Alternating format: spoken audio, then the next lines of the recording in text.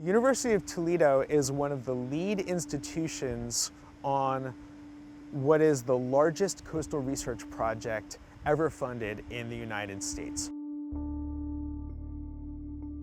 In environments like the Great Lakes, it's raining more these days than it was 50 years ago.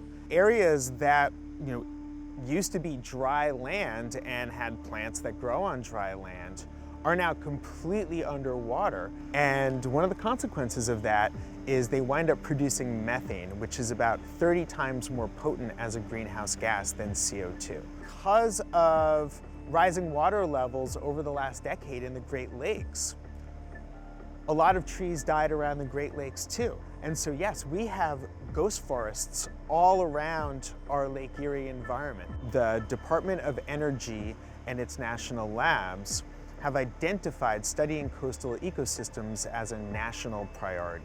So they developed a national scale research project called COMPAS. Very much like, trying to understand the health of an organism like a human being, we're trying to understand the physiology of this ecosystem. How are the plants functioning? What happens to plant function when plants get stressed by flooding? So we actually have tapped into the veins of trees, and we're measuring sap flow and how sap flow responds to things like flooding.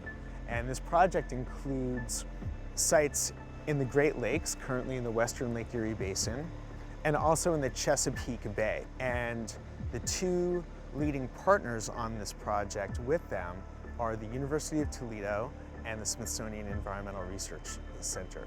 This is a $20 million project so far, and we are the lead institution on the whole Great Lakes piece of this project. So we have an army of people involved in this project, and this really does provide tons of opportunities for our students. Studying wetlands and collecting all this information on how the plants and soil are functioning and what the hydrology is doing involves a lot of long days in hot, sunny wetlands, often in very wet, muddy conditions. Imagine doing this in a thicket of rose thorns, because that's what we're talking about at one of our primary research sites. This is incredibly hard work that our students literally pay for with their blood, sweat, and tears. The students are so excited about the opportunity, and they are getting to work with scientists from all over the country. They're getting to go to national labs and the Smithsonian Environmental Research Center, and we're using all this information that we're collecting to develop new and improved ecosystem models that will help us predict how these systems will function under climate conditions that we've never seen before. We don't really know what water levels are going to do in the future. Are these systems going to be flooded? Are they going to experience drought? Are trees going to come back? We don't know. We can't predict that yet. So we are just getting warmed up.